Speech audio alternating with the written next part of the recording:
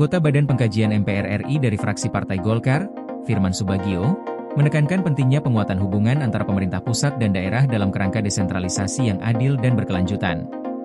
Hal ini disampaikan dalam diskusi Konstitusi dan Demokrasi Indonesia di Gedung Nusantara I, Kompleks Parlemen Senayan, Jakarta.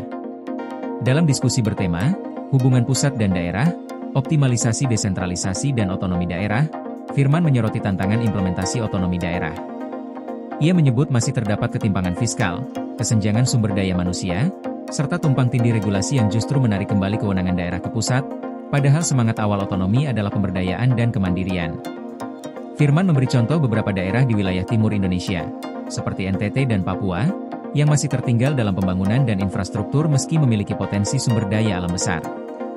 Ia menekankan lemahnya koordinasi antara gubernur dan bupati atau wali kota, serta ketergantungan fiskal daerah terhadap dana transfer pusat, yang memaksa kepala daerah mencari pendapatan alternatif yang berisiko memicu gejolak sosial.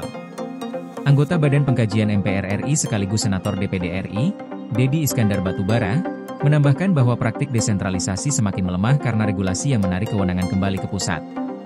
Ia menekankan bahwa desentralisasi seharusnya memberi peluang daerah mengelola sumber daya alam dan meningkatkan kesejahteraan masyarakat.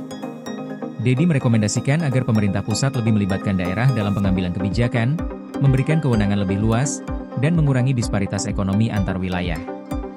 Diskusi ini juga menghadirkan Profesor Siti Zuhro, peneliti utama Politik BRIN, yang menyoroti sentralisasi kewenangan melalui Undang-Undang Minerba dan Cipta Kerja. Ia menekankan bahwa kebijakan seragam berisiko mengabaikan keragaman daerah, sehingga daerah maju, sedang, dan tertinggal dipaksa mengikuti resep yang sama. Tanpa pemetaan menyeluruh, kebijakan pusat bisa salah sasaran, sementara daerah perbatasan tetap tertinggal. Para narasumber sepakat bahwa desentralisasi yang kuat dan koordinasi efektif antara pusat dan daerah menjadi kunci untuk meningkatkan pembangunan, memberdayakan masyarakat, dan mengurangi ketimpangan di seluruh wilayah Indonesia.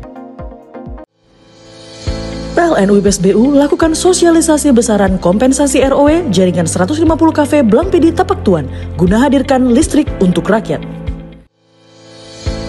UP2B Kaltimra, pastikan keandalan listrik untuk rakyat melalui strategi operasi adaptif dan skema pertahanan sistem.